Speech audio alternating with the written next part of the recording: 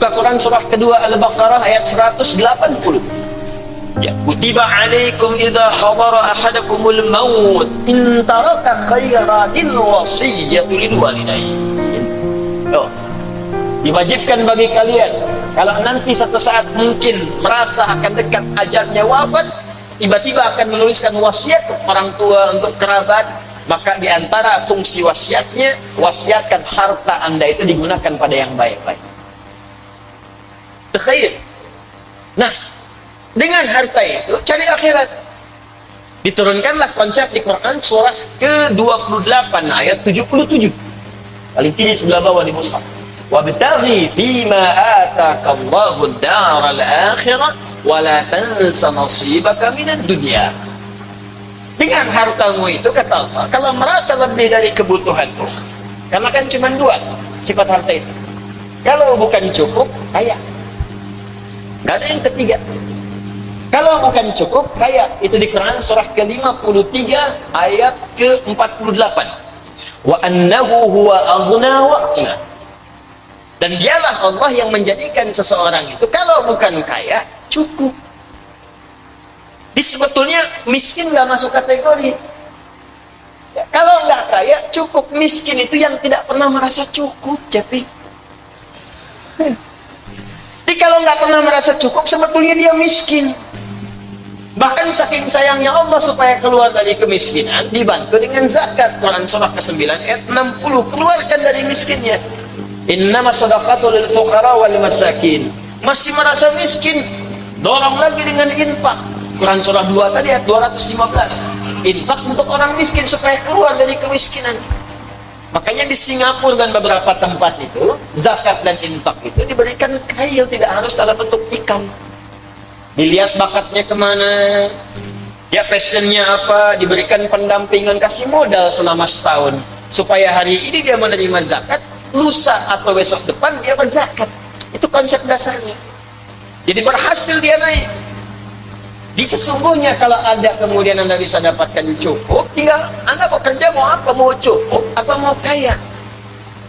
Ya, kalau Anda kiranya mau kaya, nanti dibagi tiga lagi. Kaya biasa, kaya banget, kebangetan kayanya. Ada. Ada biasanya. Kayak Abu Bakar, kaya kan? Kaya banget Utsman. Kebangetan kayanya Abdurrahman bin Auf. Kebangetan kayanya. Tuh, sampai bunyi. Pip. Gitu. Bentar. Kebangetan kayanya, kapaknya terbuat dari emas. Kan kebangetan tuh. Iya, sepertiga orang Madinah dibebasin utangnya. Sepertiga lagi diutangi untuk modal. Sepertiga lagi disantuni. Datang 600 kafilah unta. Isinya emas semua. Emas, mutiara, perak. Kata Sayyidah Aisyah, saya dengar ya, Abdurrahman bin Auf masuk surganya merangkak. Saking banyaknya. Ya, saking banyaknya. Bukan merangkak begini, scanningnya tuh ada proses. Bagus, kaya masuk surga daripada miskin gak jelas kan? Begitu mendengar kalimat tadi, kata beliau, saya sedekahkan semua 600 untuk orang Madinah semua. Tuh, kebangetan kayaknya. Sekarang apa hubungannya dengan dai? Ternyata di balik harta yang banyak itu, kalau Anda mau mencari akhirat, kalau sudah cukup, sisanya pakai untuk kebutuhan akhirat Anda. Anda petakan, Anda gaji berapa sih sebulan? Saya gaji 50 juta. Kebutuhan keluarga berapa? 20 juta, 30 jutanya Allah ngasih bekal untuk akhirat Anda. Anda mesti bersaing dengan orang yang Anda anggap miskin itu. Ternyata dia bukan miskin, cukup. Saking cukupnya dia bisa puasa Senin Kamis. Saking cukupnya bisa puasa Yaumul Bid. Saking cukupnya puasa Daud sehari puasa sehari enggak. Saking cukupnya dia cukup dengan tenaga saja bisa tahajud. Anda pengen ke surga Firdaus, langsung dengan Nabi sesurga. Tahajud nggak bisa bangun, puasa Senin nunggu-nunggu Ramadan. Hah? Terus cita-citanya begitu tinggi gitu, maka Allah turunkan harta. Memang passion Anda di situ. Tapi ada harta yang sangat hebat dibandingkan dengan harta yang dibawa-bawa kemanapun dan mungkin berat. Kata Ali bin Abi Thalib, harta yang ini lebih tinggi daripada harta yang kedua. Karena harta yang pertama kemana-mana dibawa cukup berat, kadang mesti disimpan di tempat yang aman, kadang kita gelisah. Tapi harta yang kedua ini sama-sama disebut dengan hikmah, sama-sama disebut dengan khair, tapi nilainya tersimpan di tempat yang meringankan kemanapun dia pergi. Apakah nama harta itu? Dan sampai kepada kalimat faqih kita bahas, kita akan teruskan setelah menunaikan salat Isya berjamaah. Assalamualaikum warahmatullahi wabarakatuh. Alhamdulillah, wassalatu wassalamu ala rasulillah wa ala alihi wa sahbihi wa badwalah wa ba'du. Jemaah sekalian, kita telah menunaikan salat Isya berjamaah. Semoga salat kita diterima oleh Allah Subhanahu wa taala. Alhamdulillah, Allah mengabulkan sebagian dari doa yang kita mohonkan sebelum kita ta'lim tadi.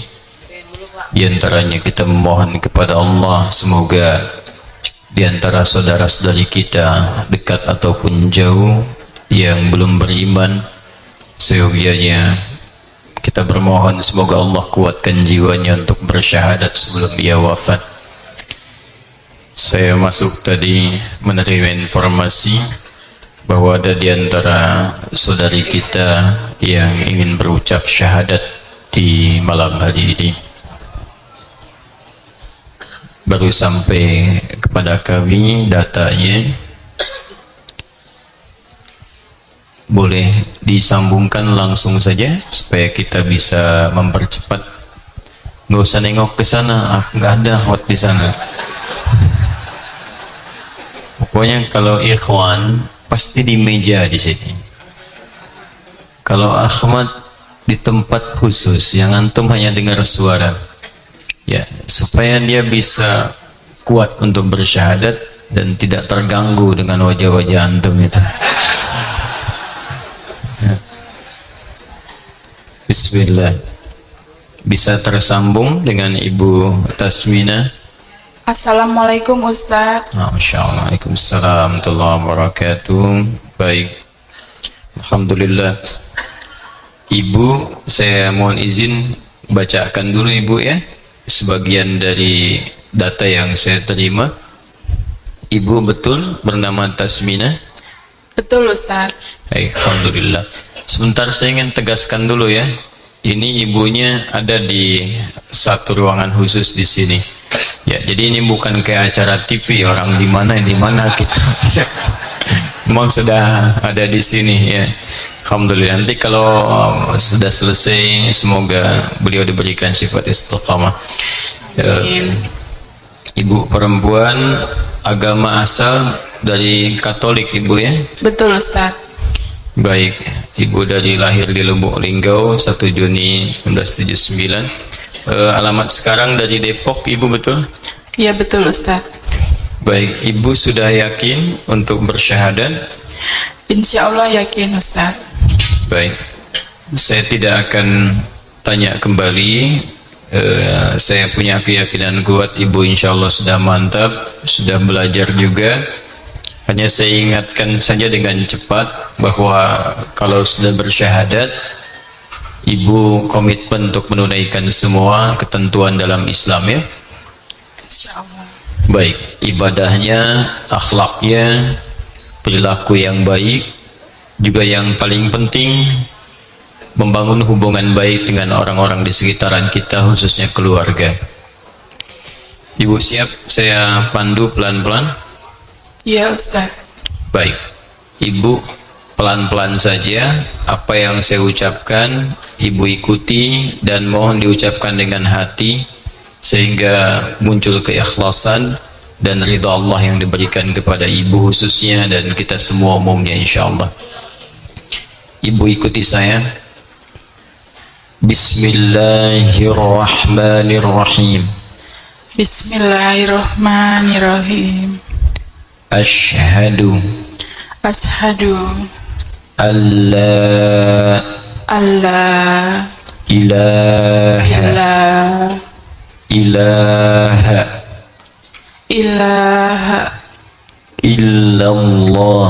illallah wa ashhadu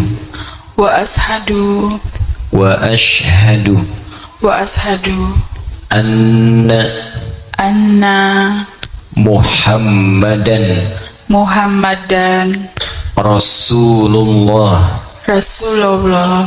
Saya bersaksi Saya bersaksi bahwa bahwa tidak ada Tuhan tidak ada Tuhan yang yang layak disembah layak disembah dan dipertuhankan dan dipertuhankan kecuali hanya Allah. Allah.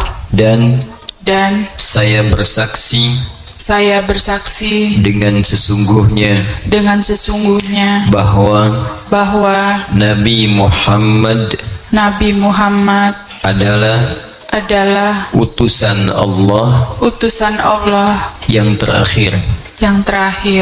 Alhamdulillahi Rabbil Alamin. Alhamdulillahirabbil alamin. Alhamdulillahi Rabbil Alamin. Hamdan syakirin, hamdan na'imin, hamdan yuwafi ni'amahu yukafi'u mazidan. Ya Rabbana lakal hamdu wa lakal syukru kama yanbaghi li jalali wajhikal karim wa li'azimi sultanik. Allahumma nusalli wa nusallimu ala rasulika al-mustafa nabiyyina Muhammad sallallahu alaihi wasallam.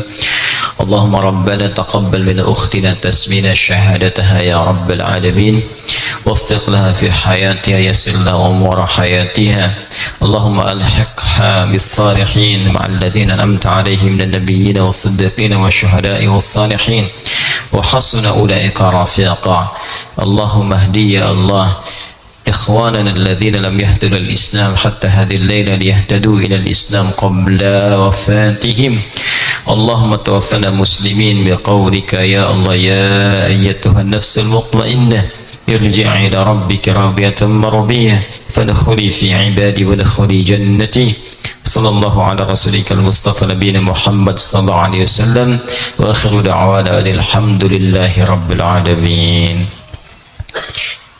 Ibu sekarang sudah masuk Islam? Alhamdulillah Ustaz. Ibu sudah muslimah ya Bu ya? Baik.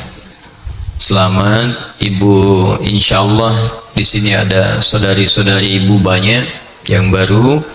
Ibu bisa belajar lebih baik lagi dan kita tidak tahu Bu ya kapan kita kembali kepada Allah Subhanahu wa taala.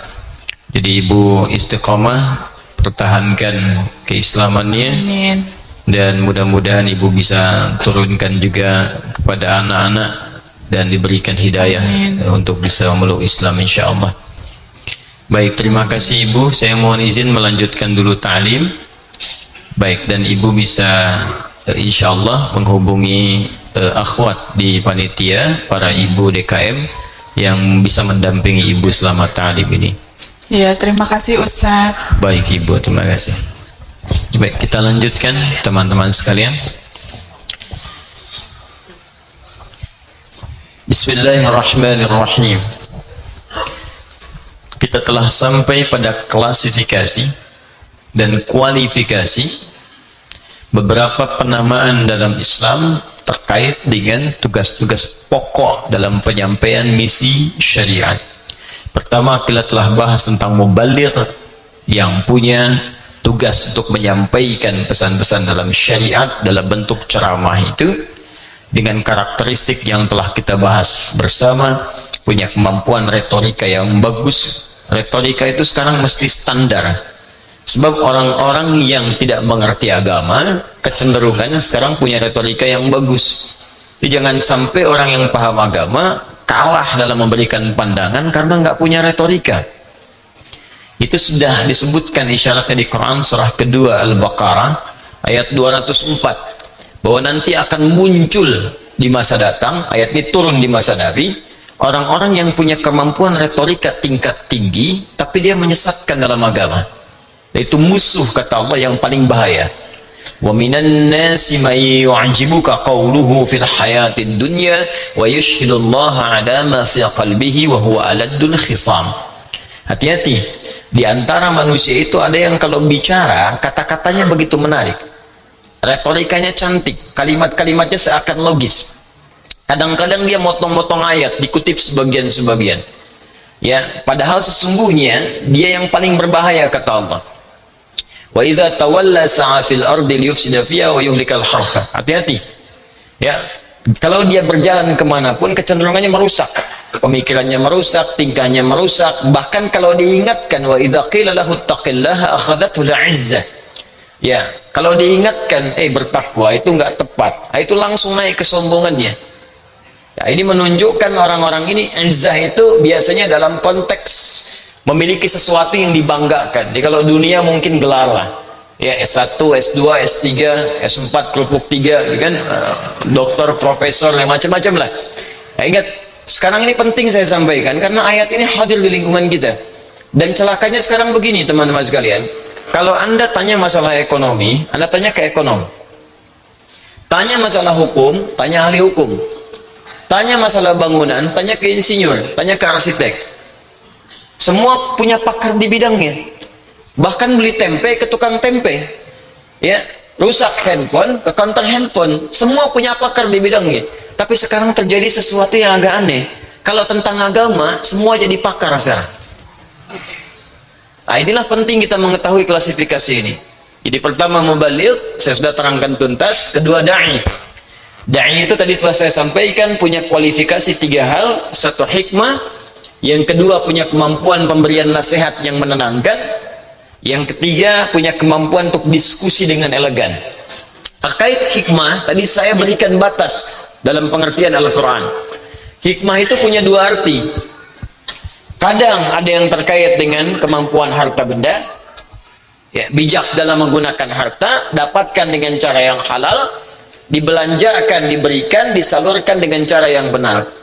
Yang kedua, ada anugerah tinggi, lebih besar daripada harta. Kata sahabat Ali bin Abi Thalib, sampai-sampai saking pentingnya anugerah yang kedua ini, itu lebih ringan dibawa dibandingkan harta. Kemana-mana bisa digandeng ringan, tidak banyak difikirkan, tapi memberikan sumbangan pemikiran.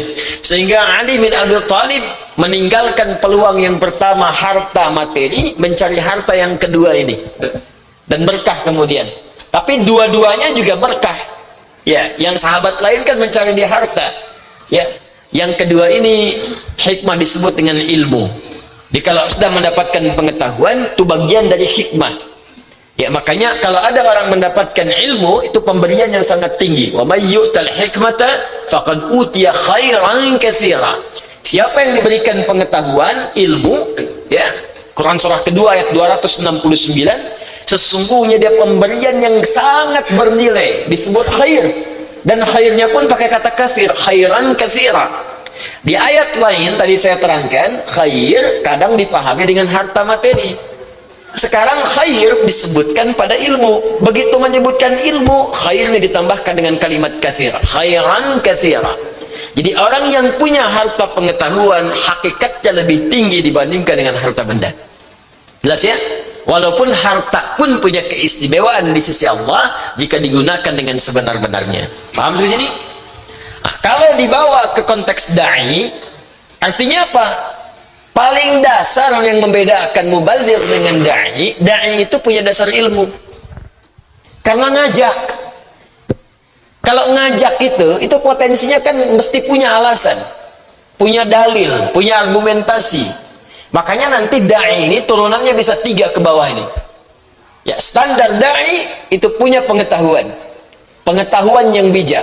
Bahkan kalau digabungkan dengan harta, sebetulnya da'i ini mesti ditopang sehingga tidak ada orientasi mencari harta ketika berdakwah. Itu poinnya. Ya, makanya di beberapa negara di Timur Tengah itu, da'i itu di bawah pemerintah. Kadang-kadang diberikan gaji, kadang-kadang diberikan misalnya fasilitas. Kadang-kadang juga diberikan kewenangan, ya, yang luas untuk memberikan nilai-nilai keilmuan dan pembinaan kepada masyarakat. Tapi tidak diintervensi. Umum sifatnya. Itu yang terjadi sekarang di Al-Azhar misalnya. Pas sebagian beberapa tempat dan sebagainya. Dia memberikan maslahat bimbingan kepada masyarakat karena nggak punya aktivitas untuk bekerja, maka disupport di situ. Nah, sehingga nggak ada dai kemana-mana orientasinya harta. Nah, sekarang ini dikenal ada dai amplop, ada dai air, bahkan dainya dai amplop hadis. Ya, kalau amplopnya tebal itu sahih, ya, amplopnya tipis itu dhaif, tipis tapi banyak sahih li ghairihi gitu kan. Sudah sampai ke sana. Ada dai tipikal air, Ya, kalau yang bagus itu seperti air hujan. Jadi semua dinaungi, gak peduli rumput, gak peduli apa, datang aja. Ada mata air, sudah nggak sanggup kemana-mana, nggak bisa safari, tapi orang datang banyak ke situ. Ikhlas dia. Ada air pam, kalau tagihan nggak dibayar nggak ngalir. Ini dari awal udah minta tarif tuh yang bahaya itu, ya, dan seterusnya. Ini kita coba doakan lah ya, dijaga daya-daya kita supaya lebih dekat dengan Allah Subhanahu Wa Taala. Masuk level ketiga. Nah, ini juga bisa jadi kategori dai. Dai itu umum sifatnya, kalau ngajak, kan? Memberi arahan dai. Di antara yang mengajak itu boleh jadi sifatnya alim. Alim. Kalau alim, pertama dia sudah punya dasar ilmu. Jadi mengetahui pendapat-pendapat ulama. Ini pendapat Al-Fatihah ada sekian, Bismillah dipakai begini, ini seperti ini. Dia ngutip pendapat ulama, tahu pokok-pokok ilmu. Tapi kata Al-Quran, ilmu yang dia miliki itu punya dua sifat. Awas, kalau nanti ada orang pintar, tahu dalil, tahu ini, hafal Quran, hafal hadis, tapi tak punya dua sifat ini, maka dia bukan alim. Alim jamaknya ulama. Alim jamaknya apa? Ulama. Jadi kalau ada Anda ingin mendefinisikan ulama, bukan hanya pintar. Karena yang pintar banyak nanti. Dua sifat ini, satu, dia punya sifat zikir namanya. Zikir. Makanya ketika Anda mau minta fatwa, bukan sembarang ulama. Kata Allah, fas'alu ahla dzikri in kuntum la ta'lamun. Jika Anda bingung tentang persoalan tertentu, maka cari ulama yang ahli zikir. Apa zikir diantaranya? Banyak zikir itu. Tapi semua sepakat kalimat zikir dalam Al-Quran tidak disebutkan kecuali sesuatu yang menunjuk pada aspek kedekatan dengan Allah Subhanahu Wa Taala. Salat disebut zikir. Quran surah ke-20 ayat 14. Wa aqimis salata lidzikri. Doa disebut zikir. Quran surah 7 ayat 205. Wadhkur rabbaka fi nafsika tadarruan wa khifatan wa dunal jahri minal qaul. Baca Al-Quran disebut zikir. Quran surah ke-15 ayat 9. Inna nahnu nazzalna dzikra wa inna lahu lahafizun.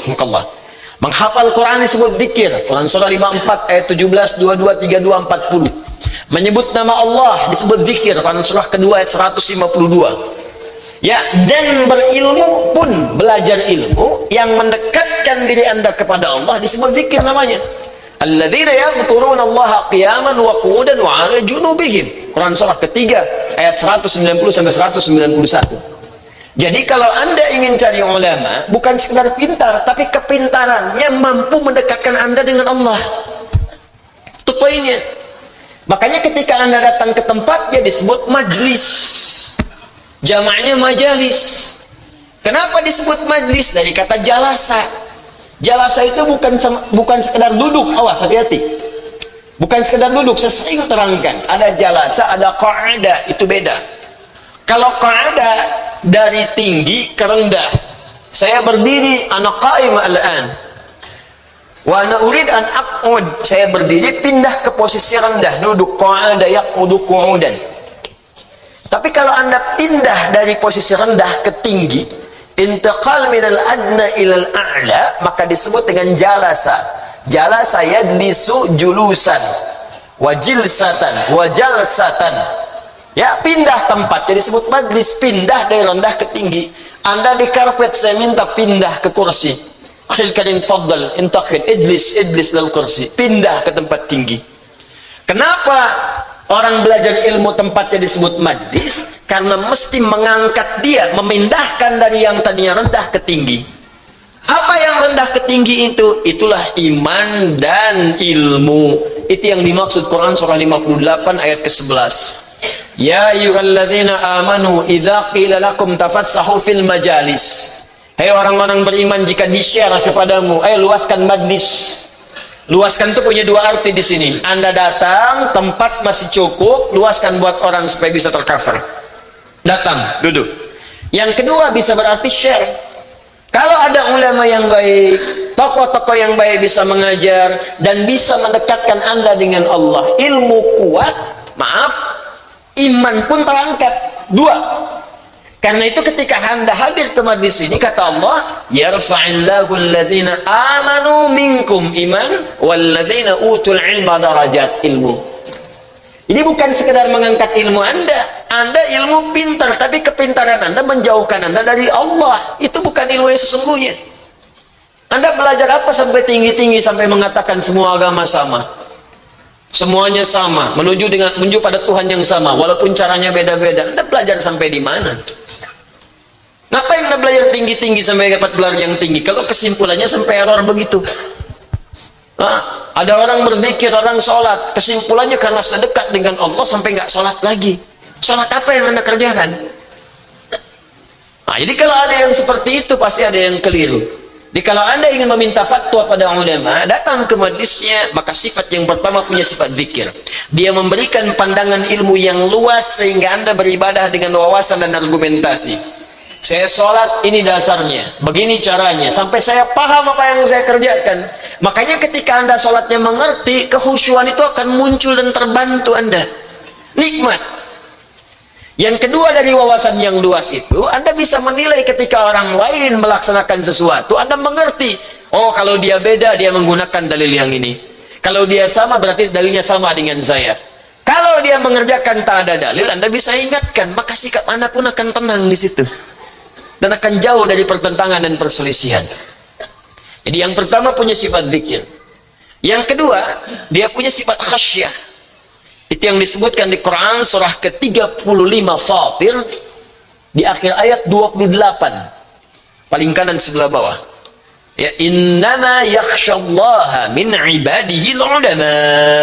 Quran surah 35 di akhir ayat 28. Ya, penghujung ayat 28. Sungguh, kalau ada orang paling khasyah kepada Allah, itu ulama. Dia sudah ilmunya luas, imannya tinggi. Tadi yang saya katakan, zikir, sholatnya bagus, baca Qurannya bagus, hafalan Qurannya banyak misalnya, kemudian doanya bagus, seringkali mustajab doanya, dan ketakutannya pada Allah luar biasa. Jadi kalau ngasih fatwa itu nggak sembarangan. Ya, nggak ada fatwa berubah ditukar dengan Alphard misalnya. Nggak ada. Fatwa berubah ditukar dengan dunia tertentu, tidak. Dia pegang teguh karena ketakutannya pada Allah. Khawatir kalau bicara keliru. Khawatir kalau berpendapat Allah nggak ridha. Bahkan kalau berkata pun dia tata kalimatnya tuh. Takut, ya takut. Kalau menatap takut, Allah lihat nggak suka dengan tatapannya. Jadi itu khasyah namanya. Itulah ulama. Jadi kalau Anda mau minta fatwa, maka mintalah fatwa kepada kategori alim, ulama. Nah, ulama pun kalau mau jadi dai mesti punya sifat tiga tadi.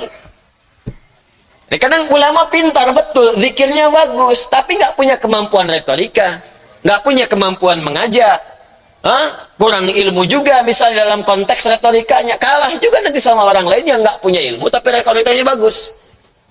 Ini fikihnya nyambung ini semua ini.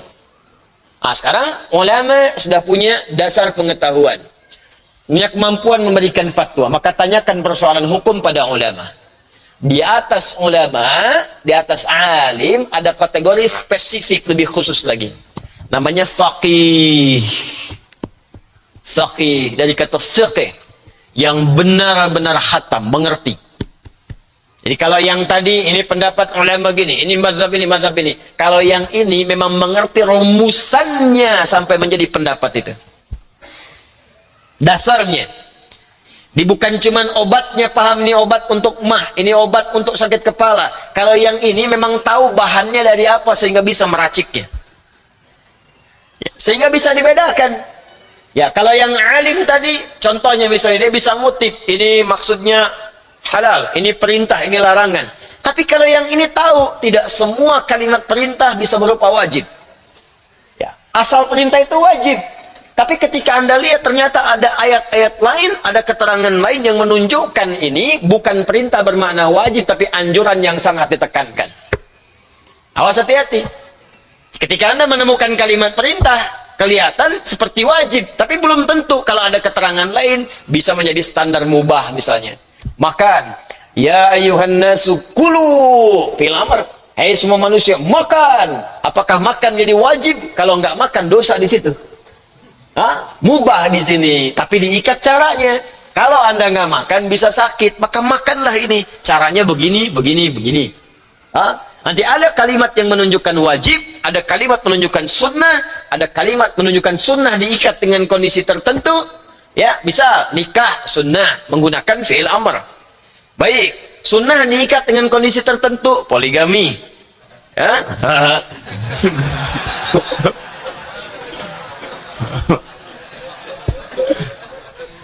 Baik, jelas ya. Nanti ada mubah ke bawahnya. Siapa yang tahu itu? Ahli fikih. Makanya ahli fikih nanti membuat rumusan dasar tentang fikih. Fikih itu paham bagaimana cara memahami agama. Ini ada rumusannya. Maka mereka membuat rumusan. Rumusan disebut dengan qawaid. Maka muncul di sini kaidah fikih. Kaidah fikih. Kaidah menjadi dasar. Dasar inilah dalam memahami agama. Bisa nanti al-aslu fil amri lil wujubi hatta yadulla dalilu ala khilafi. Asal suatu perkara amar menunjukkan kepada wajib sepanjang tidak ada keterangan yang menggeser dari wajib kepada hukum lain. Turun kaidah-kaidah, dengan itu menjadi standar bagaimana menyimpulkan sebuah fatwa. Nah, dalam konteks membuat standar itu, perencanaan dan ide-idenya yang selaras dengan ketentuan Islam disebut ijtihad. Ulamanya disebut mujtahid. Kalau sudah fiqih, orang yang disebut faqih itu sudah khatam dalam rumusan agama, di atas level yang ketiga. Maka jangan nantangin yang faqih. Ya, itu nggak ada kerjaan. Kalau sudah orang faqih bilang, sudah diikuti. Ya, sudah diikuti. Karena itu yang masuk kategori faqih ini nggak banyak Pak Ibu. Nggak banyak. Ya, seperti imam yang 4 itu faqih semua. Mereka alim dan faqih. Kalau faqih pasti alim. Karena itu Nabi menyebutkan kalau sudah mendapatkan fiqih, itu pasti orang baik itu. Ada di Al-Bukhari nomor hadis 71 dari Muawiyah bin Abi Sufyan radhiyallahu taala anhu di Kitabul Ilmi, kitab yang ketiga. Badul Wahyi, Kitabul Iman, Kitabul Ilmi. Man yuridillahu bihi khaira yufaqihu fid din. Siapapun yang diinginkan oleh Allah menjadi orang yang baik, termasuk baik dalam kalangan manusia, maka jalan terbaiknya salah satunya adalah dijadikan dia fiqih dalam urusan agama. Faqih. Dimengerti betul sampai ke ganggangnya, sampai ke celah-celahnya, sampai ke rumusan hukumnya. Jamaknya disebut fuqaha. Jelas? Kalau fuqaha, fiqih, faqih, atau bahkan alim, diberikan kewenangan kemudian oleh, misal, pemerintah setempat, dalam hukum Islam dan seterusnya, untuk memberikan sebuah pandangan, dan dilegalisasi sebuah kemestian bagi masyarakat menunaikannya, maka berubah namanya dari faqih, fuqaha, menjadi qadhi. Jelas? Qadhi. Kadang disebut dengan hakim, yang keputusannya dilegalkan secara administratif harus dilakukan. Kalau dilarang, maka dapat hukuman dari konteks administratif kenegaraan. Itu qadhi. Jelas sampai sini? Baik. Nah, sekarang ini belum selesai. Di buku ini tertulis apa? Ya, kita baru satu kata ini. Ya, satu kata hampir 2 jam ini. Ya. Ngaji dengan saya sabar Anda. Jadi maksud saya gini, terapannya kan banyak ini. Sekarang antum lihat yang di TV-TV misalnya kan tayang, itu masuk kategori yang mana? Yang di masyarakat mengajar masuk kategori mana? Jadi kalau mau tanya hukum, antum mengerti kepada siapa mesti bertanya. Jangan tanya pada rumput yang bergoyang. Ikhtalafal fuqaha'u. Para ahli fiqih di sini berbeda pendapat mereka dan kecenderungan mereka. Fi qiraatil basmalati fis salati ala aqwalin adidah. Mengenai praktek bacaan bismillahirrahmanirrahim yang dibacakan dalam salat kepada beberapa pendapat berikut. Pendapat ini bukan pendapat pribadi karena mereka tadi mengerti rumusan hukum. Ini pendapat-pendapat yang disampaikan pada kita berdasar keterangan atau isyarat dari Rasulullah SAW. Terbaca dari praktek Nabi begini, maka di antara mereka ada yang pilih A, ada yang pilih B, ada yang pilih C. Karena nggak mungkin mempraktekkan keseluruhannya. Karena beda-beda milihnya. Kalau beda kan berarti beda kan? Bahasa Arabnya ikhtalafa. Mereka beda menentukan si fulan A, si fulan B, si fulan C. Walaupun perbedaan ini menjadikan mereka mengetahui semua dasar dalilnya. Di mereka tahu pendapat si fulan A dasarnya ini, si B dasarnya ini, si C dasarnya ini. Cuman kan kalau mempraktekkan itu boleh jadi setiap orang punya pilihan. Apalagi yang tahu dasar di sini. Anda mau ke Bandung bisa lewat Cipularang, bisa lewat Puncak. Anda tuh mengerti betul di Puncak ada ini, tapi yang satu mengatakan saya butuh lewat Cipularang karena ada keperluan tertentu. Maka Anda nggak bisa paksakan yang Puncak, ayo ke Cipularang. Saya nggak mau Puncak, Cipularang, Puncak, Cipularang, Puncak. Ya udah pakai helikopter kita puterin dua-duanya misalnya. Nggak bisa, mesti salah satu dipilihnya. Yang penting kan tujuannya ke Bandung juga. Paham sampai sini ya? Tapi ada kondisi-kondisi yang bagi sementara orang memang pengen ke Cipularang, yang satu pengen ke Puncak. Paham? Kalau sudah mengerti dasarnya, mari kita lihat hukumnya. Baik. Kenapa saya sampaikan ini duluan? Supaya kita tuh sadar diri. Sampai alim aja belum nyampe. Terus pengen nyalahin fakih gitu. Kebayang nggak? Orang sekarang ada yang nilai Imam Syafi'i. Imam Syafi'i kan bukan nabi, bisa aja salah ya. Kalau beliau salah apalagi ente, Cepi. Hah? Anda pilih Umar apa nabi? Ya, bagaimana Umar bisa bertentangan dengan nabi? Umar sejaman dengan nabi. Ya kan? Umar mertuanya nabi, hidup dengan nabi, dikubur di samping nabi, dan memelihara amanat nabi. Disebut masuk surga tanpa hisab. Ente sahabat bukan, mertua bukan, menantu bukan. Dikubur aja masih belum jelas di mana. Bisa mempertanggungjawabkan Umar dengan Nabi. Jangan begitu cara berpikirnya. Nanti ada beberapa kaidah. Setelah kita tuntas ini, saya ajarkan insya Allah. Share, maaf, tidak bermaksud mengajarkan, hanya men-share saja. Kaidah-kaidah mempelajari fikih itu seperti apa. Ada kaidahnya. Nah, kenapa saya penting sampaikan? Karena sekarang banyak kaidah baru yang nggak dikenal dalam kitab-kitab otoritatif. Ya, banyak nanti kita akan lihat satu-satu. Untuk dipelajari, bukan untuk diperdebatkan. Saya tidak mengajarkan Anda untuk berdebat. Saya tidak mengajari Anda untuk memberikan peluru untuk mendebat orang lain. Kalau Anda belajar dengan saya hanya untuk pandai berdebat, saya tidak mengakui Anda murid saya. Kita belajar untuk memperbaiki diri. Perbaiki diri, dekatkan dengan Allah, share dengan yang lain. Diterima, alhamdulillah. Kalau tidak, tak apa-apa. Kita berdoa dalam kebaikan. Itu yang paling bagus sehingga membuat diri kita lebih tenang. Satu. فذهب مالك رحمه الله إلى منع قراءتها في الصلاة المكتوبة. Pertama, Imam Malik bin Anas, saya sudah terangkan dari nasabnya, dari lahirnya, dari pendidikan beliau sampai beliau wafat. Masih ingat pendapat beliau tentang Bismillahirrahmanirrahim dibaca tidak?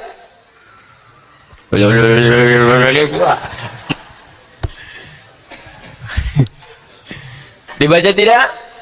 Tidak, kan? Karena beliau mengambil hadis-hadis awal yang menyantumkan langsung alhamdulillahirrabbilalamin, maka concern beliau ke hadis-hadis ini. Sehingga beliau berpendapat saya praktekkan yang hadis-hadis awal. Jadi tidak membaca Bismillahirrahmanirrahim termasuk dalam bacaan Al-Fatihah di solat fardu. Ya, ini pendapat pertama. Jahran kanat au sirran. Baik solatnya jahar ataupun sirran, silent. Ya, solat itu kan yang fardu ada 5, rumusnya 2-4-4-3-4. Ya, 2-nya silent, 3-nya jahar. 2 pertama subuh jahar. 2 kedua zuhur, 4-4-2 zuhur dengan asar. 2-4. 1-4, 1-4. Zuhur 4, asar 4. 3 maghrib jahar.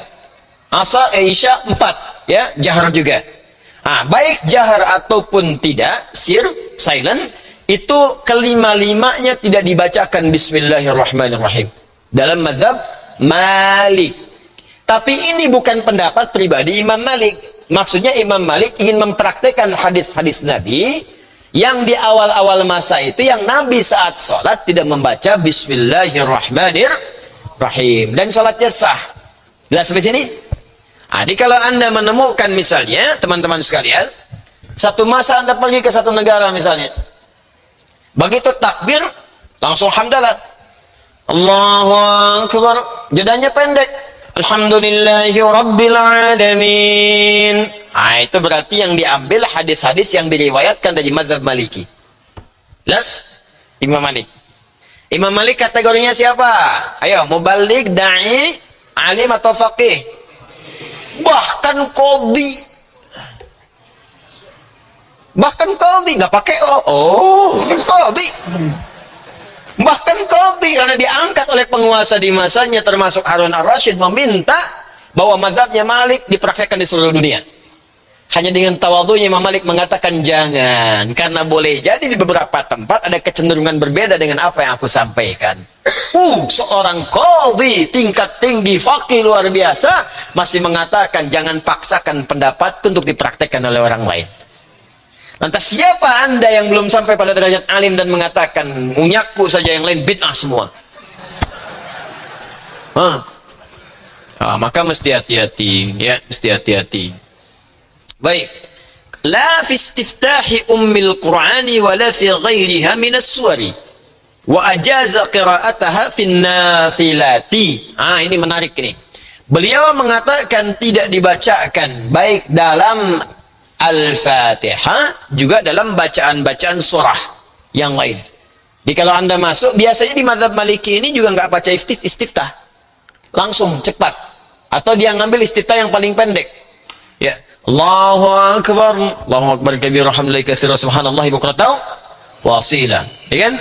Atau dia ambil yang pendek lagi. Allahu Akbar, a'udzubillahi samil alim minasyaitonir rajim. Langsung. Alhamdulillahi rabbil alamin, arrahmanir rahim.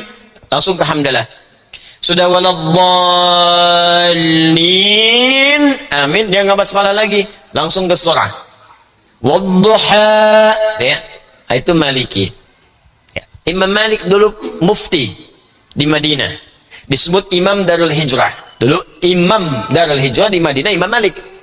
Cuma kan berdasar situasi politik berganti, diterapkan mazhab berbeda. Itu tidak ada masalah, karena semua merujuk kepada keterangan Nabi. Sekarang mazhab Maliki dipraktikkan banyak di Afrika Utara. Khususnya dari Libya ke sana. Libya, Tunisia, Maroko, Aljazair, sampai ke nyebrang Mediterania. Italia, Prancis, Spanyol, itu sebagiannya Maliki. Jadi kalau Anda misalnya sedang ke Spanyol, ya tiba-tiba Anda sholat, nanti ada rezeki main-main ke Spanyol. Ya.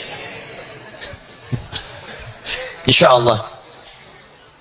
Anda makmum misalnya, ya karena jadi imam kayaknya nggak mungkin ya. Terus imamnya sholat, ya mimpin Anda.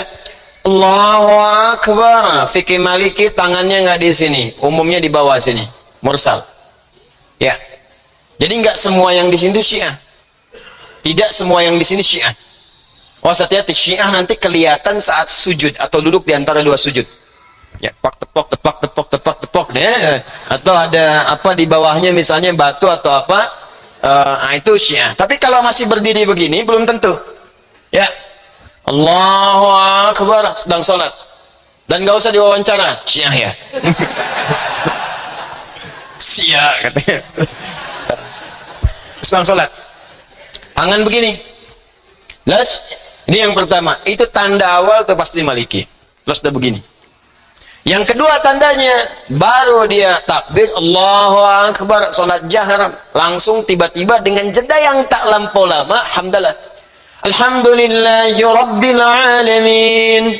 Maliki. Nah, kalau menemukannya yang seperti itu berarti mengambil hadis-hadis yang periode awal. Jelas? Yang Nabi pun masih praktekkan ketika beliau memimpin salat. Itu yang menjadikan Abu Hurairah termasuk Anas bin Malik pernah meriwayatkan hadis, "Shallaitu khalfa Rasulillah sallallahu alaihi wasallam." Ya, wa Abu Bakr wa Umar wa Utsman wa Ali. Ya, fastaftahu bilhamdulillahi rabbil alamin. Saya pernah salat di belakang Rasulullah, Abu Bakar, Umar, Utsman, Ali. Ya, rata-rata semua membaca alhamdulillahi rabbil alamin. Jelas di sini?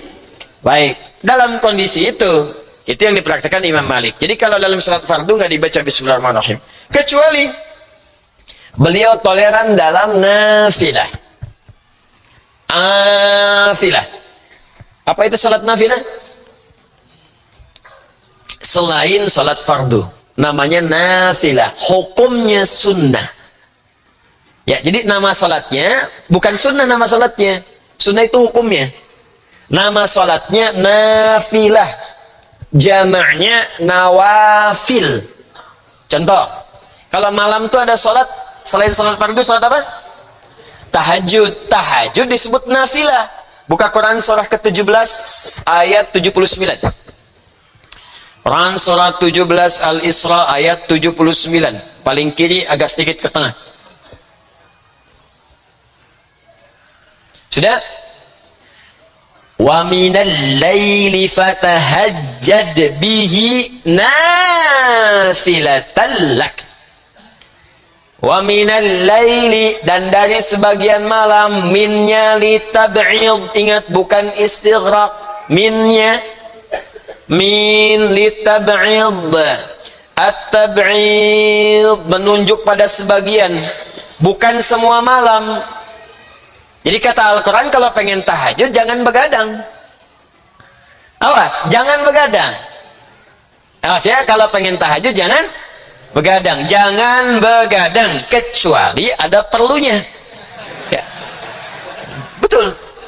Kalau ada keperluan silakan. Malam Anda sholat maka disebut qiyamul lail namanya. Jadi kalau qiyamul lail itu nama umum. Bisa mencakup tahajud, bisa bukan. Jadi kalau Anda malamnya nggak tidur, kemudian malamnya sholat, masuk kategori qiyamul lail. Atau Anda terlampau lelah, capek saya, kayaknya sulit bangun malam. Maka diajarkan oleh Nabi sebelum tidur, sholat dulu. Ya, setelah sholat isya, sholat sunnah, sholat lagi. Nah, itu masuk kategori qiyamul lail. Bangun silahkan di antara sebagian malamnya. Setelah itu istirahat, tutup dengan witir. Itu yang hadis mengatakan sebelum tidur, sholat witir dulu. Nutup yang itu. Kalau ternyata bangun lagi malamnya, silahkan buka lagi amalan sholat yang baru, dimulai dengan tahajud. Paham di sini? Jadi kalau ingin tahajud, tidur dulu. Karena itu disebut tahajud dari kata hajada. Hajada. Ha, jim dal besar. Hajada. Apa itu hajada? Hajada itu aktivitas yang dikerjakan setelah istirahat. Setelah tidur. Kalau Anda bangkit di malam setelah tidur, walaupun tidur 5 menit, 10 menit, 15 menit, bangkit Anda. Bangkit dari tidur. Maka disebut hajada. Kalau berusaha untuk bangkit malamnya, untuk bangun malamnya setelah tidur, berusaha bisa bangun, maka tambahkan ta di depannya. Di kaidah ilmu sharaf. Tapi kalau perbuatan itu tidak mudah, dan belum tentu bisa dikerjakan di awal-awal saat Anda menginginkannya, maka ada kata syiddah, tantangannya tak mudah, butuh motivasi 2 kali lipat. Maka tambahkan tasydid sebelum huruf akhirnya. Tahajjud. Sifatnya disebut dengan tahajud. Di ketika Al-Quran menyebutkan fatahajjad, menunjuk pada pekerjaannya. Saking pentingnya tahajud ini sampai Quran mengatakan begini. Cara menerjemahkannya lihat. Wa minal laili, tidur dulu kalau pengen bangun malam. Sebagian malam aja, nggak usah semua, kata Allah. Fatahajjad, fa-nya cepat. Biasanya kalau di dalam ibadah diperintahkan cepat, ada yang sangat istimewa yang tidak ditemukan di ibadah lain.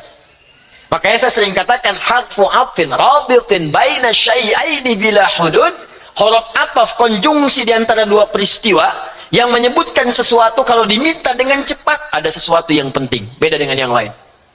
Karena itu kata Allah, kalau engkau malamnya mampu bangun, segera bangun. Tapi itu tidak mudah, berusahalah bangun. Nih. Karena keistimewaannya beda. Saya pernah sampaikan di sesi yang lain, Anda bisa tahajud, Anda mendapatkan 4 keistimewaan yang tidak diberikan pada yang tidak tahajud, sekalipun sholat fardunya khusyuk.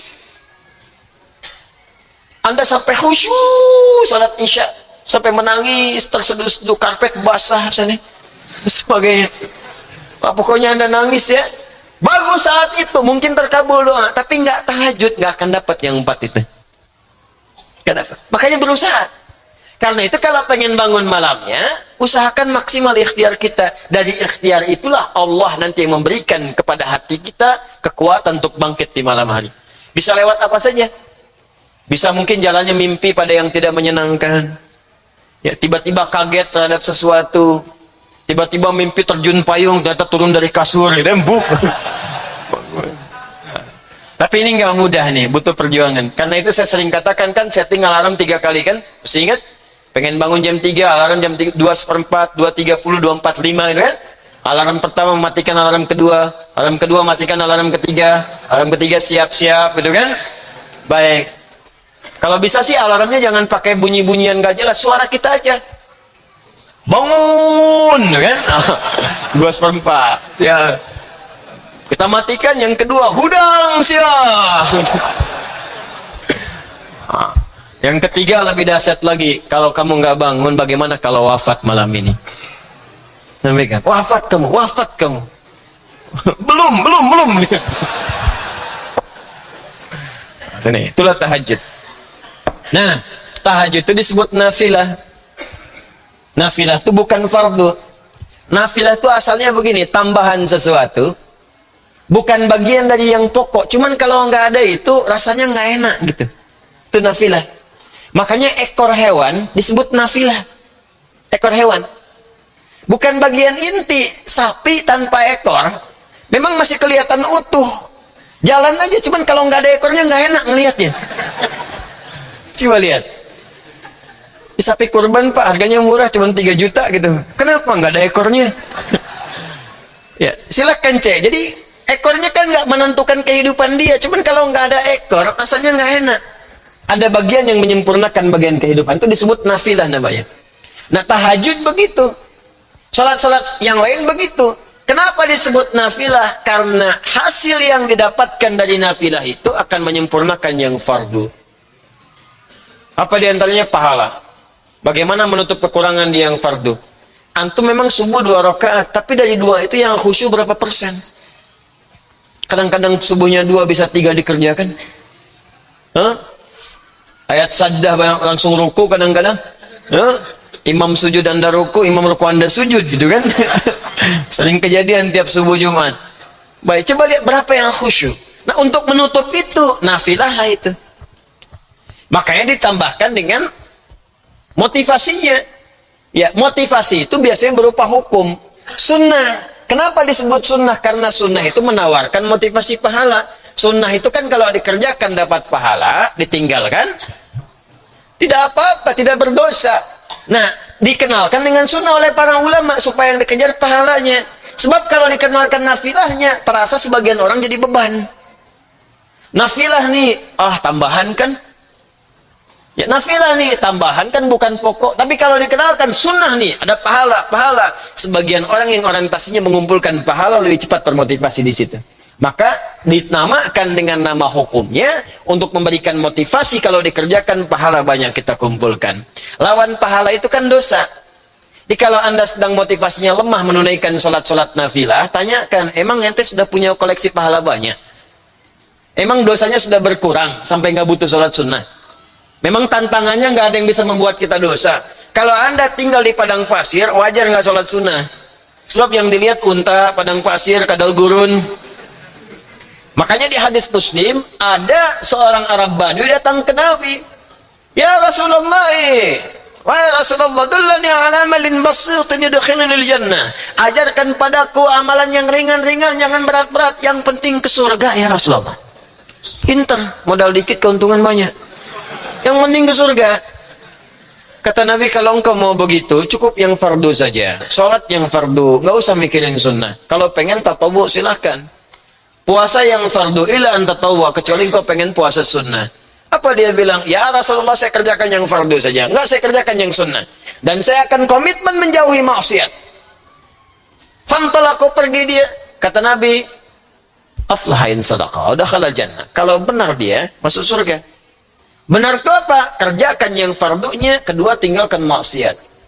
Karena rumus dosa itu kan ngurangin pahala. Begitu maksiat, pahala diambil. Begitu maksiat, pahala diambil. Cuman tadi saya katakan, gurunnya orang Arab Badui itu tinggalnya di gurun. Di gurun apa maksiat yang mau dilihat? Ya unta kan gak apa-apa, emang unta gak pakai pakaian. Jadi aneh kalau unta pakai pakaian. Kadal begitu, gak ada yang aneh. Ya main Facebook gak ada sinyal. Update status juga gak bisa. Emang susah di sana itu. Jadi kalau antum pengen ngerjakan yang fardu aja ke gurun sana. Cuma kalau anda mau terapkan rumus itu di sini susah. Buka TV acara maksiat, pulang pengajian lihat videotron begitu juga. Ya, kadang-kadang juga ya gimana? Dilihat dosa, nggak dilihat juga ya peluang. kan? Tapi ya pilihan kita masing-masing. Kalau merasa memang banyak pahalanya, ya silahkan. Tapi kalau merasa dosa banyak, jangan ditinggalkan amalan sunnah. Paham sampai sini? Nah, kata Imam Malik dalam ibadah sunnah itu, saking dia ini punya sifat pendukung kepada fardu, cuman bukan bagian pokok, memang di sunnah itu banyak fleksibilitas yang tidak ditemukan di pokok, yang fardu. Contoh diantaranya Imam Malik pun sampai fleksibelnya bisa mengatakan, padahal beliau ketat, bismillah nggak dipakai di fardu, tapi sunnah masih boleh. Nah, ini menunjukkan kalaupun masih boleh, artinya nggak bertentangan beliau, cuma beliau memilih dalil-dalil yang awal. Jelas ya? Di sunnah itu teman-teman itu lebih fleksibel. Contoh begini, contoh. Anda kalau mampu berdiri, sholat fardu nggak boleh duduk. Kalau duduk batal, mesti diulang sholatnya. Anda mampu berdiri, kemudian memilih duduk misalnya, maka batal sholatnya. Karena itu dalam beberapa fikih yang ketat, sepanjang masih bisa berdiri, maka sebagian tempat berdirinya tetap berdiri. Contoh, Anda punya masalah di lutut, mau sujud susah, butuh untuk duduk. Tapi saat takbir masih bisa berdiri. Itu sebagian ulama masih ada yang ketat, tetap berdiri dalam takbirnya. Begitu ruku dan sujud baru kemudian duduk. Saking pentingnya berdiri dalam salat. Bahkan Nabi pernah mempertahankan diri beliau dengan tongkat dan bersandar ke dalam salah satu tiang pelepah kurma. Saking ingin menunjukkan betapa pentingnya berdiri. Ingin menunjukkan kesungguhan di hadapan Allah dengan kemampuan seperti ini. Jelas ya? Tapi sunnah fleksibel. Walaupun Anda mampu berdiri, tapi Anda memilih duduk, maka tetap sah sholatnya, walaupun pahalanya setengah dari yang berdiri. Hadis selesai. Sholat sunnah, Anda pilih duduk, walaupun mampu berdiri, tetap dapat pahalanya setengah dari yang berdiri. Contoh paling gampang begini, kenapa ada ketentuan demikian? Salah satunya, bahkan dari Nabi ketentuannya. Dalam kasus tertentu, kadang-kadang orang sulit berdiri lama.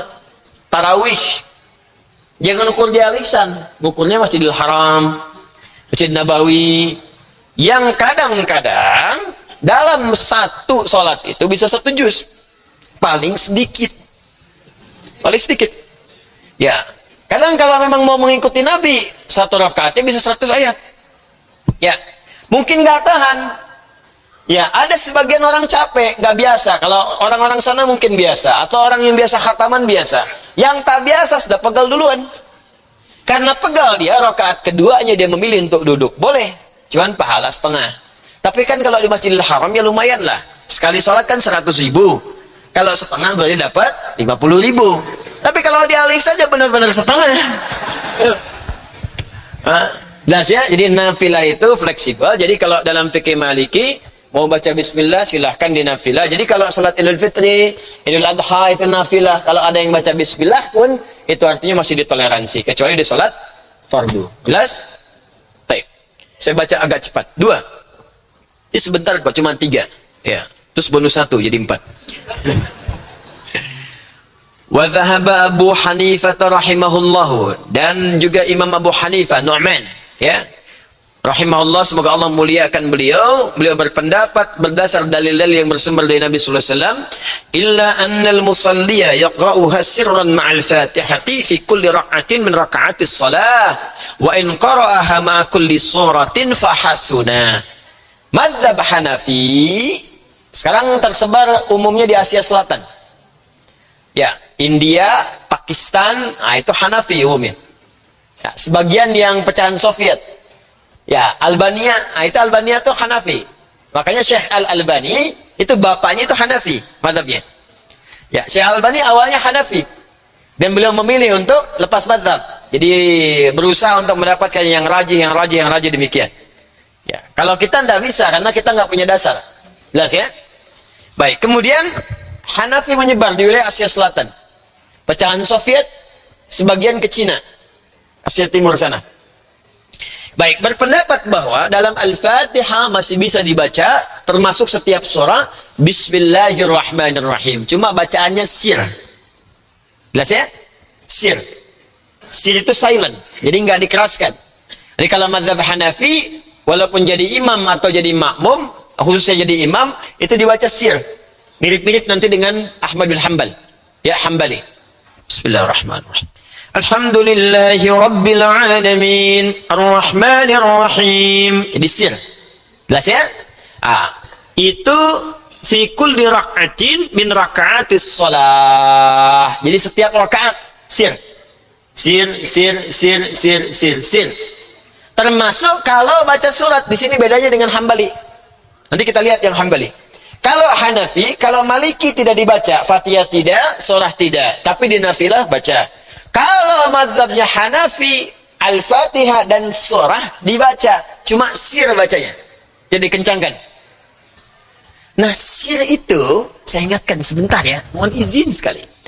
Sir itu artinya bacaan pelan, yang kalaupun terdengar, yang dengar itu yang baca. Jadi bukan diperdengarkan kepada makmum. Ya, kadang-kadang ada sebagian imam yang saya amati ingin mempraktekkan sir, tapi ngasih info ke makmum, saya sir. Caranya bagaimana? Dia dekatkan lisannya dengan mic. Bismillahirrahmanirrahim. Alhamdulillahi Rabbil Alamin. Ya, kalau diperdengarkan sama aja jahar, Joni. Jadi kalau Anda kasih tahu orang, kedengaran sama orang, itu artinya jahar, bukan sir. Karena bedanya sir dengan jahar itu, kalau jahar dikeraskan sampai orang dengar. Kalau sir itu pelan, saking pelannya cuma Anda yang dengar. Ya, kalau di Arab, di Masjidil Haram, memang mic-nya peka banget. Peka. Ya, Anda daham kedengaran. Ya, ini gejolak jiwanya terdengar loh. Tek tek tek tek tek tek tek tek tek. Makanya antum nggak bisa jadi imam di sana, udah gemeteran begini. Jadi kedengaran, jadi saking pekanya mic-nya itu. Makanya ketika dia baca Bismillahirrahmanirrahim, sebetulnya untuk dia saja, cuman karena mic-nya peka kedengaran. Nah, di sini nggak usah ikut-ikutan. Bismillahirrahmanirrahim. Itu jahar namanya. Ya udah aja sir, nggak ada masalah. Ketika Anda sir pun dalilnya ada, praktek kenabinya ada, sah salatnya. Paham ya? Itu poin. Kemudian yang ketiga, ini sebetulnya di sini aja pendapatnya, yang lain tambahan. Wa qala Asy-Syafi'i rahimahullah. Sedangkan Al-Imam Asy-Syafi'i Muhammad bin Idris rahimahullah, semoga Allah muliakan dan menyayangi beliau. Beliau mengambil pendapat jalur yang ini, yaqra'uhal musalli wujuban fil jahri jahran wa fis sirri sirran. Wajib baca Bismillahirrahmanirrahim di salat yang jahar, subuh, maghrib, isya jahar, di salat sir zuhur, asar. Termasuk sunnah yang berjamaah kalau jahar dibaca jahar. Contohnya apa? Tarawih, Idul Fitri, Idul Adha, salat gerhana, itu dibaca. Awas, ingat konsekuensinya. Kalau sifatnya wajib, berarti kalau nggak dibaca, batal salatnya. Mesti diulang. Mesti. Awas, karena kalau Anda mengambil dalil yang diambil oleh Imam Syafi'i, mesti konsisten. Jadi kalau Anda bacakan, misalnya saya mau pakai ini, dalilnya Imam Syafi'i, saya cenderung ke situ. Baca. Anda masih jahar. Kalau baca, kalau jadi imam. Bismillahirrahmanirrahim. Alhamdulillahi Rabbil Alamin. Jahar. Sir. Bismillahirrahmanirrahim. Alhamdulillahirrahmanirrahim. Maliki yaumiddin. Baca.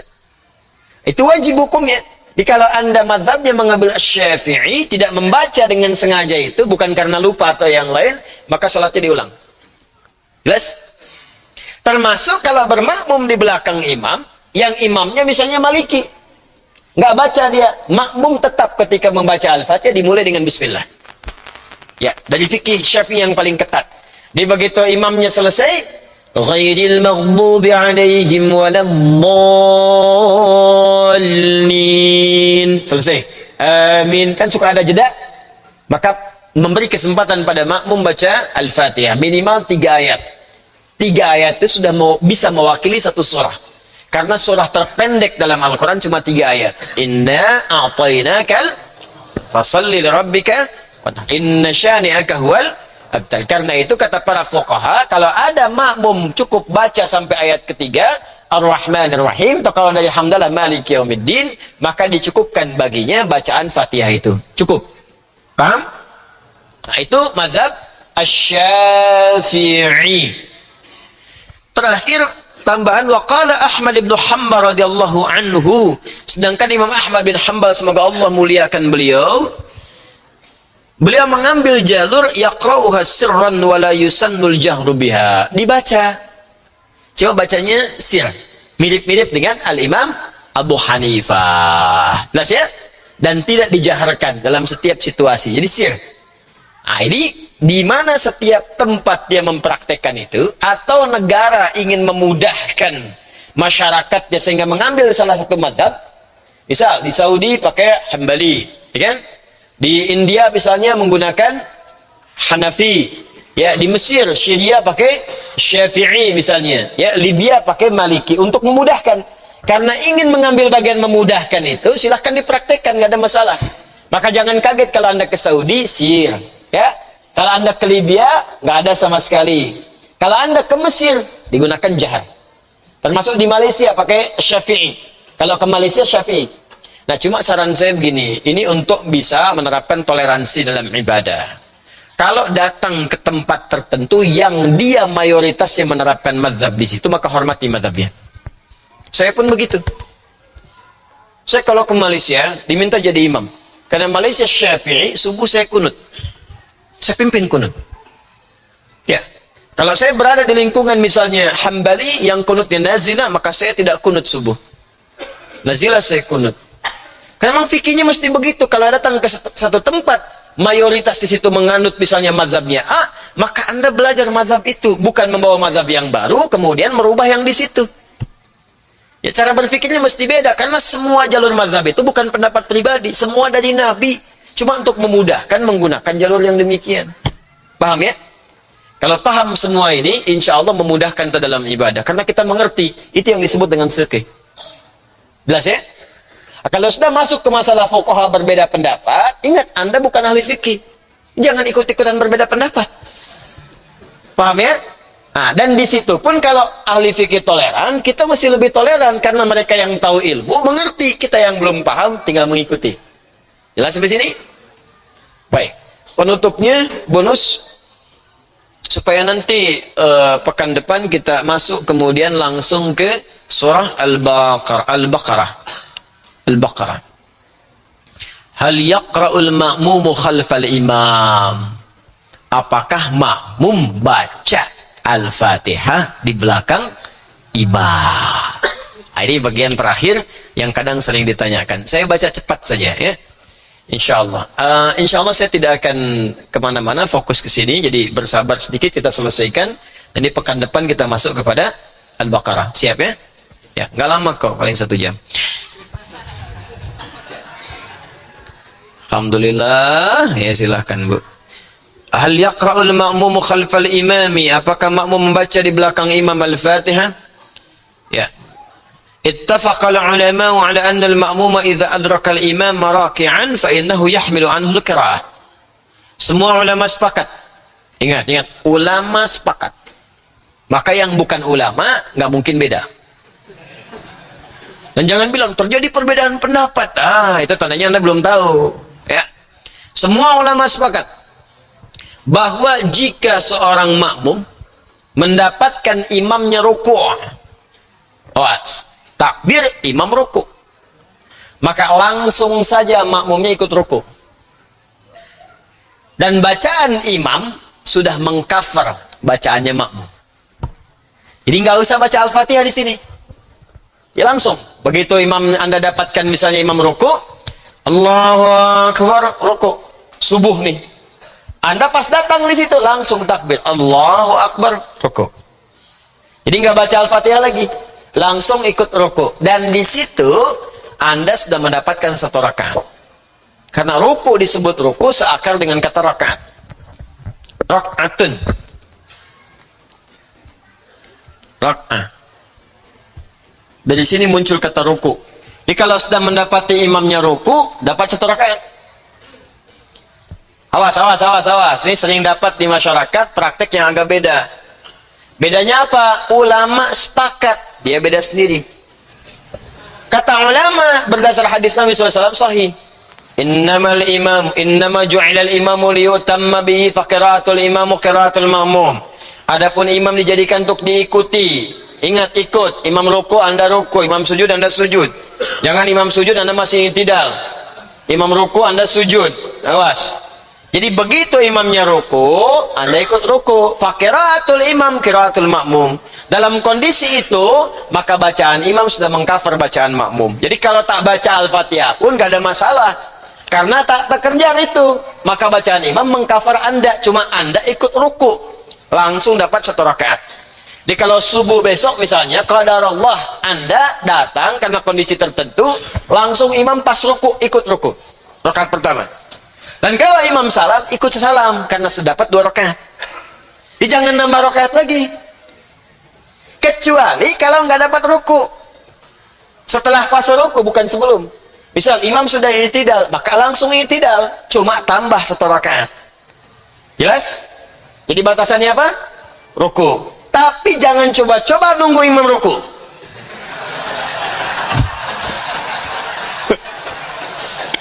Allahu Akbar, Allahu Akbar, syahadu la ilaha illallah. Udah komat tuh, tenang, belum ruku. Nunggu ruku dia. Udah Fatihah kita terlambat, tenang aja, saya tahu dia baca surat apa. Entah begitu deket tuh, baru kita datang.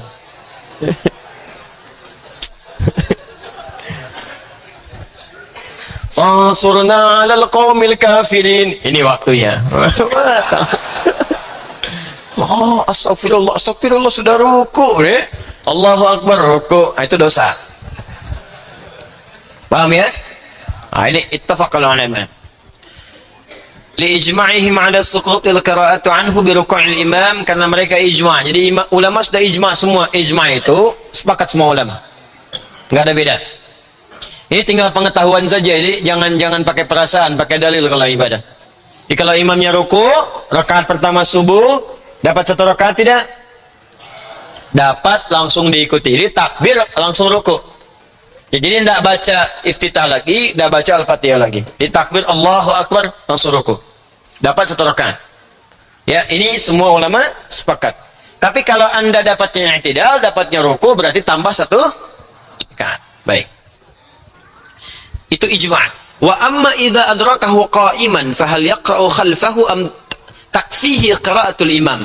Tapi kalau sedang Anda makmum, imamnya masih berdiri, maka apakah bacaan imam sudah mengcover bacaan makmum sehingga Anda tidak perlu kemudian baca Al-Fatihah lagi atau tetap baca? Di sini setidaknya ada 2 pendapat yang utama. 1. Ini terakhir kita baca. فذهب الشافعي وأحمد إلى وجوب قراءة الفاتحة خلف الإمام سواء كانت الصلاة سرية أم جهرية. Maka Imam Asy-Syafi'i dengan muridnya Imam Ahmad rahimahumullahu ta'ala berpendapat wajib tetap membaca Al-Fatihah, baik itu salatnya jahar ataupun sir. Paham? Dan saya cenderung kepada yang ini, tetap dibaca. Ya, saya pribadi cenderung kepada yang ini, tetap dibaca. Jadi kalau nanti kita salat bermakmum di belakang imam, imam takbir, kita ikut takbir.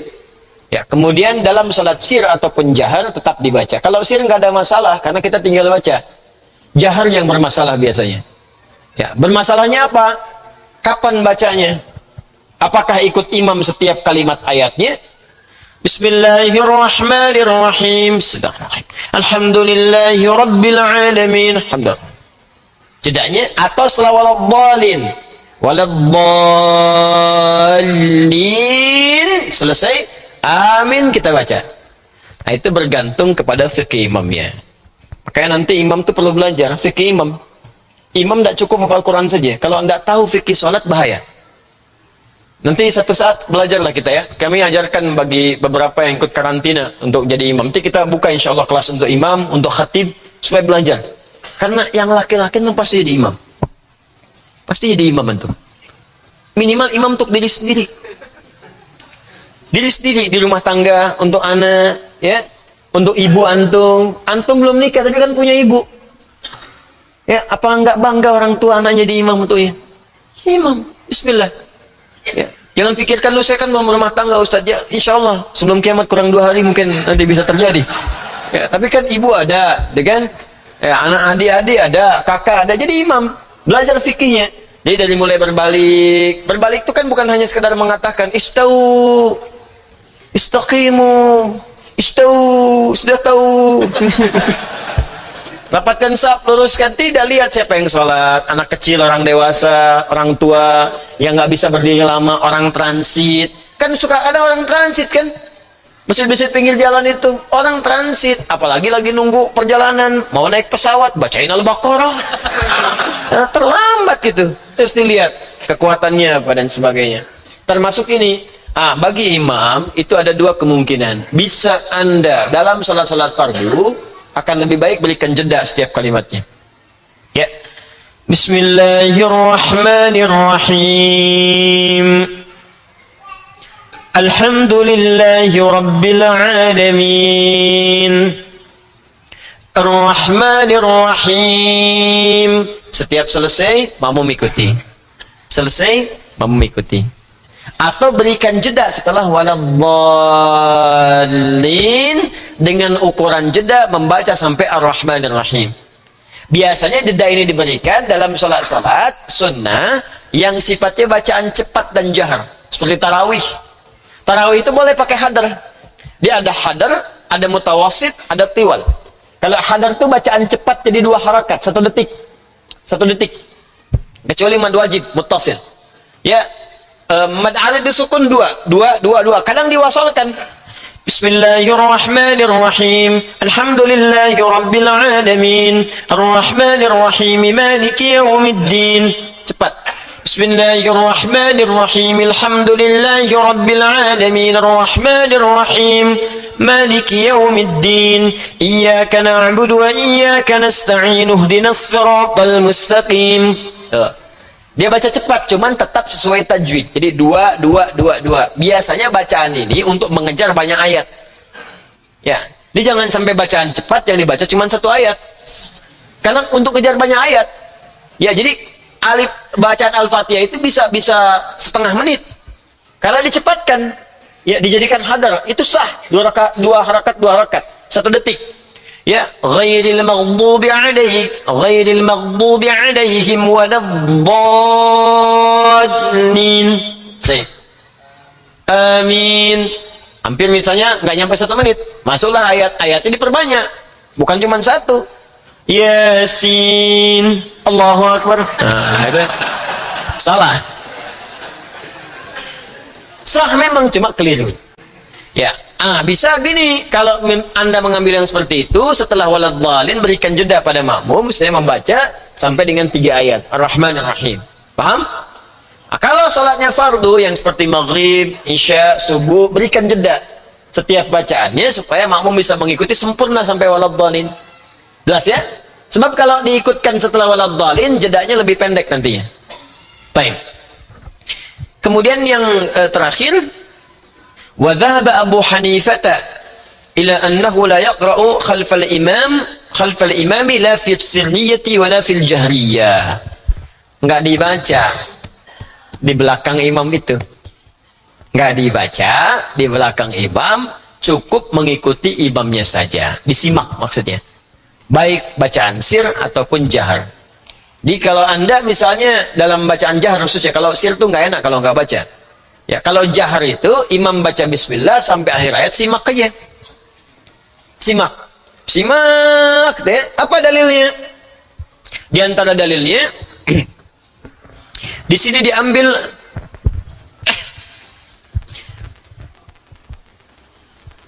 istadalla Syafi'iyyah wal Hanabilah bil hadits al mutaqaddim wa huwa qaulu ta'ala la salata liman lam yaqra bi Fatihatil kitab. Nah, adapun teman-teman sekalian, Al-Imam Syafi'i, Imam Ahmad bin Hanbal menggunakan dalil jika kita di belakang imam tetap baca Al-Fatihah dengan hadis Nabi sallallahu alaihi wasallam, la salata liman lam yaqra bi Fatihatil kitab. La salata, la-nya bisa menjadi nafyi bahkan naqsi. Nafyi itu ditolak, nggak sah. Jadi kalau sengaja nggak baca Al-Fatihah, itu nggak sah, mesti diulang. Paham? Ya, mesti ikut. Sedangkan Abu Hanifah, wa ammal imamu Abu Hanifah faqad mana'a min al-qira'ati khalf al-imam mutlaqan 'amalan bil ayatil karimah wa idza quri'a al-Qur'anu fastami'u lahu. Al-A'raf ayat 204. Sedangkan Imam Abu Hanifah mengatakan jangan baca baik Al-Fatihah ataupun surat. Karena apa? Karena ada dalil dalam Al-Quran surah ke-7 ayat 204, jika dibacakan Al-Quran wa idza quri'a al-Qur'anu fastami'u lahu wa ansitu. Kalau dibacakan, simak, dengarkan.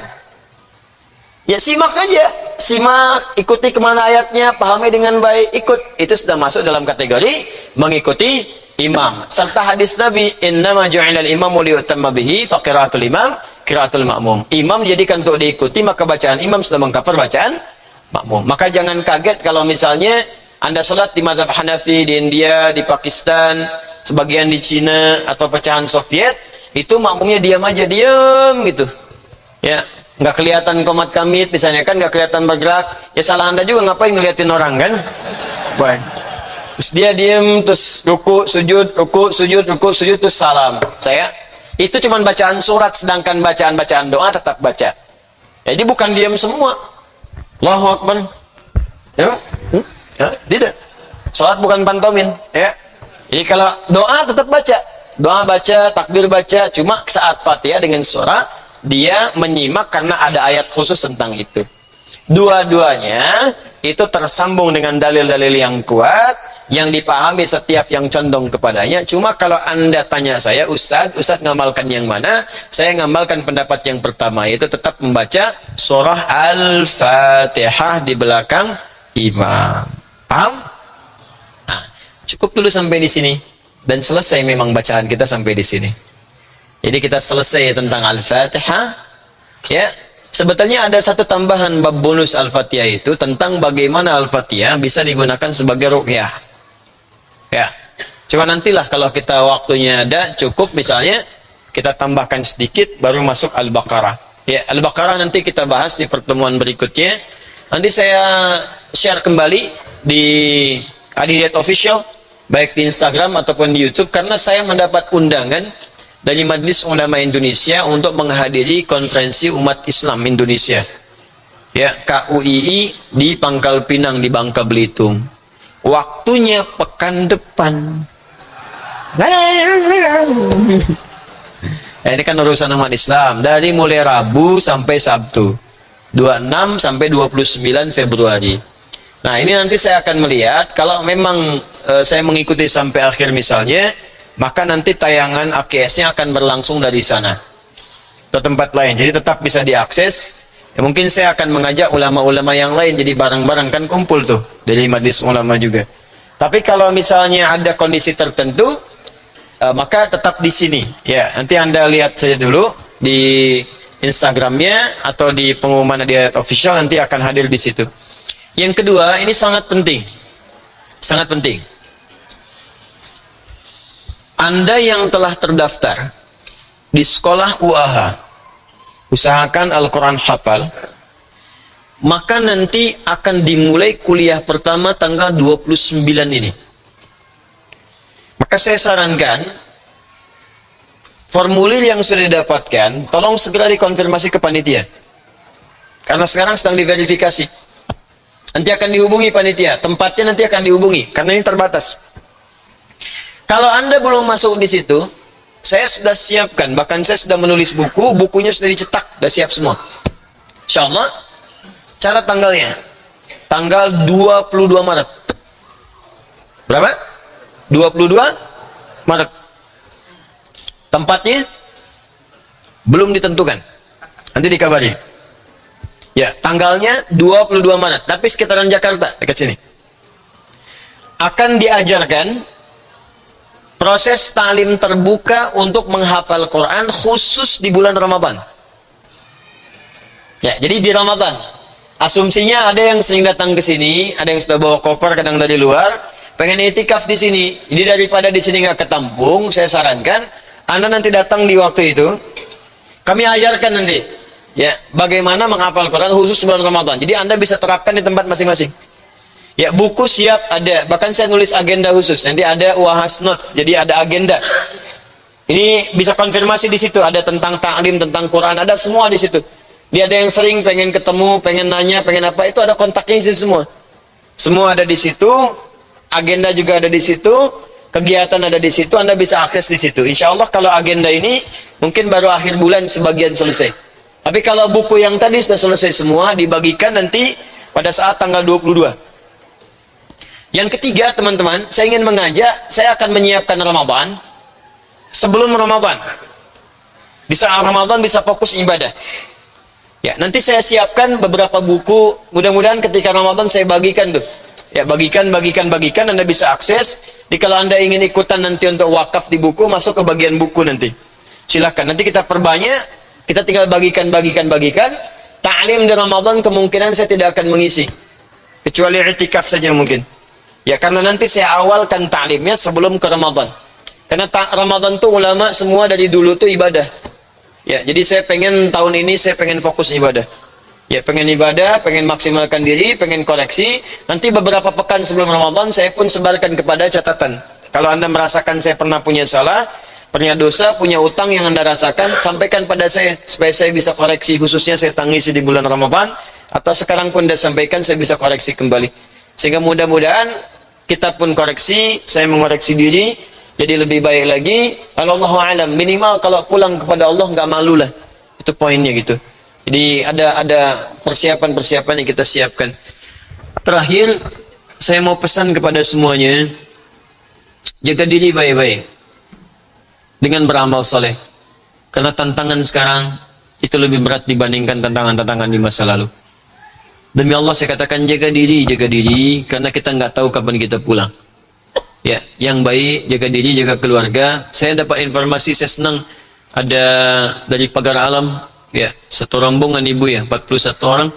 Nanti saya berikan bekal sebelum pulang, satu paket untuk hafalan Quran. Saya sudah telepon staf saya.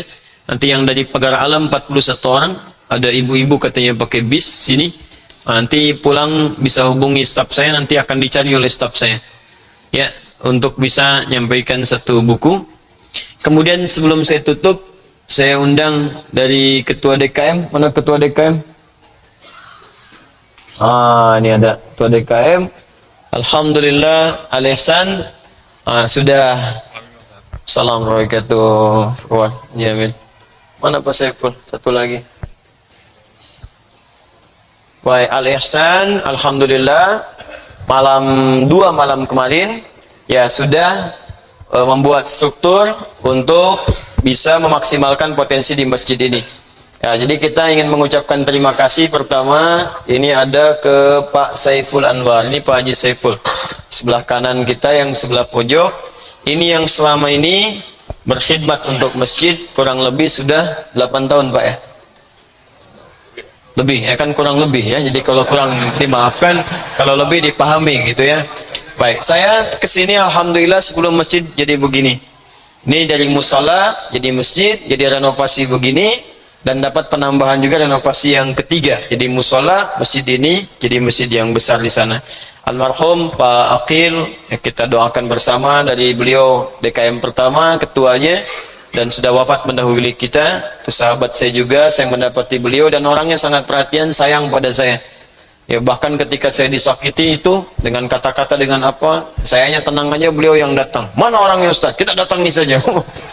Itu semangatnya luar biasa. Itu orang baik, dan kalau ada orang ibadah di sini mudah-mudahan pahalanya mengalir untuk beliau. Ya. Ini Pak Saiful Anwar, beliau juga sudah berkhidmat banyak untuk kita, dan alhamdulillah di 2 malam kemarin kita harus berganti supaya ada maksimalisasi dari mulai khidmat, dari mulai nanti merasakan bagaimana di masjid sehingga bisa berbagi satu dengan yang lainnya. Alhamdulillah tongkat estafetnya diserahkan kepada Bapak Amir ya. Jadi kita doakan baik Pak Saiful ataupun Pak Amir, yang pertama mudah-mudahan diberkahi oleh Allah semua hasil kerja keras beliau, diikhlaskan supaya tidak ada hal-hal yang bisa mengurangi pahala beliau. Oh, ini saya nih, yang ini saya. Nah, itu habis Pak Saiful ya. Nah, itu satu. Dan Pak Amir dikuatkan. Jadi kita support sama-sama beliau nanti untuk memimpin kita. Dan ini alhamdulillah juga kita senang Di komplek kita ada 3 komplek, ada Pondok Timur Mas, ada VJS, Villa Jakastia, kemudian ada Greenview. Semuanya bersatu dan alhamdulillah berkumpul di masjid. Ya, ini kemarin dari PTM, ini dari VJS, dan kalau sudah ke masjid, nggak ada PTM, nggak ada VJS. Semuanya warga bersama, kita doakan kompak, kompleknya kompak, kitanya kompak, dan mudah-mudahan juga semua kegiatan di masjid ini berlangsung dengan nyaman insya Allah. Ya, saya minta doa saja itu. Baik Pak, tidak ada yang disampaikan? Tidak. Baik. Saya cuma mengenalkan saja. Nanti insya Allah setelah sertijab, mudah-mudahan pekan depan kita ada taklim, Bapak bisa membawa struktur-strukturnya untuk dikenalkan pada masyarakat. Jadi kalau antum mau komplain gampang. Ya, ini orangnya nih, ini urusan ini tenda bocor, langsung ke sini ya. Ini ke sini. Terima kasih Pak Jamir. Jazakallahu khair. Pak Saiful, terima kasih. Ya, dan dengan itu kita berakhir untuk ta'lim di malam ini. Semoga semuanya diberkahi oleh Allah Subhanahu wa taala. Tolong yang rapi, keluar yang tertib, dan dapatkan hak masing-masing. Kalau sendal punya sendiri, pakai punya sendiri. Jangan pakai punya orang. Ya, motor, mobil, semuanya. Syukran, insyaallah kita berjumpa kembali. Di pekan ini kemungkinan tidak ada ta'lim, tapi kalau ada nanti Anda bisa ikuti di Adi Hidayat Official. Subhanakallahum bihamdika asyhadu an la ilaha illa anta astaghfiruka wa atubu ilaik. Wa akhiru da'wana alhamdulillahi rabbil alamin. Wal 'afwu minkum. Assalamualaikum warahmatullahi wabarakatuh.